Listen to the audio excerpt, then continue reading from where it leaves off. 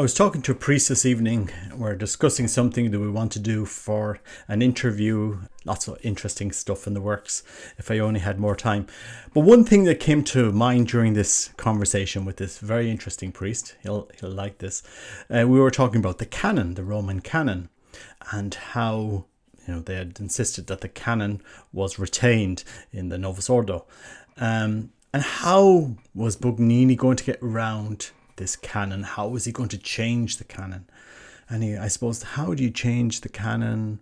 Because today we've got so many of them, 30, 40, you have a children's canon where the disciples' names have been changed to friends, and it's a crazy word. But anyway, back in the day, they couldn't start with 30, 40 canons. They had to really, they wouldn't have got that over the line then.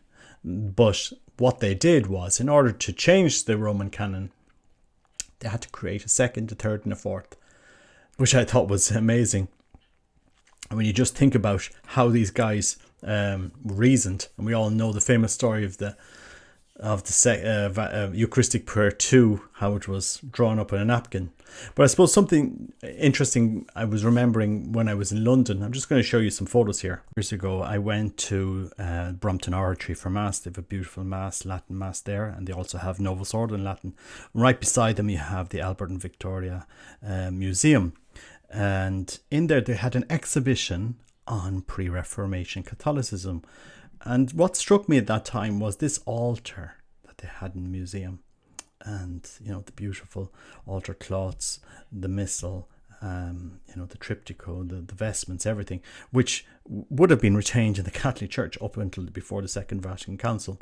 And then looking at the missal that they had there, I can only take a picture of what they had opened it at. Te Igitur. Isn't it a beautiful thing to see how they passed on these beautiful prayers from one generation to the next, hand copied?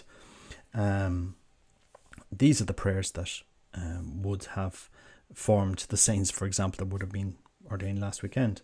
But no, it's just something that struck out at me. How we have gone from something very simple, very familiar, very beautiful, very old to these so many different canons that we have today.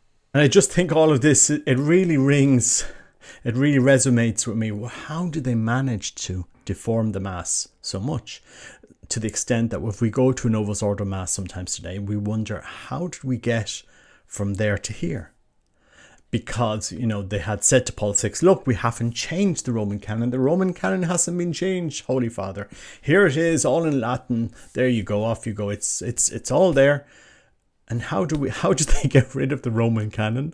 By putting it amongst others and say, look, here's some other ones.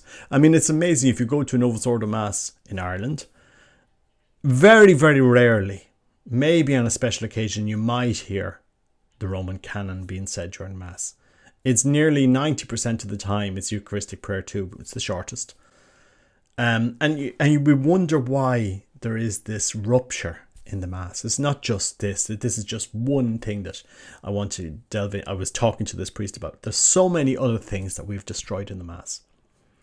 That, if you because we go to both Masses, we see how the priests are offering the sacrifice of the Holy Mass in both locations.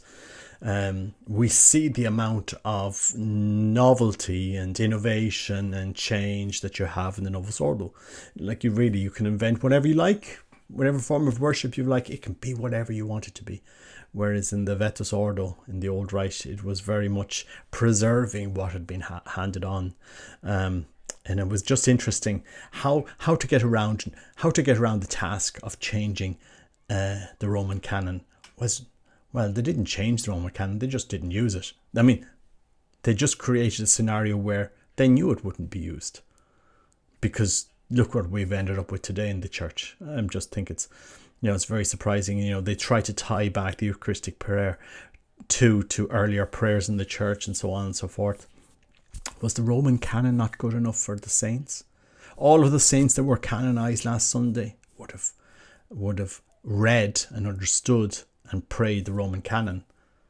It's pretty sad what we see in the church. But look, anyway, just an anecdote, preparing for another interview. If you have any questions, let me know. It's going to be an interesting interview.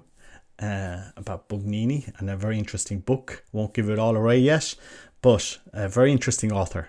And so let's see where it goes. And if you have any questions about that period, let me know, and I'll try and work them into the interview. Okay, God bless. Take care. Bye bye.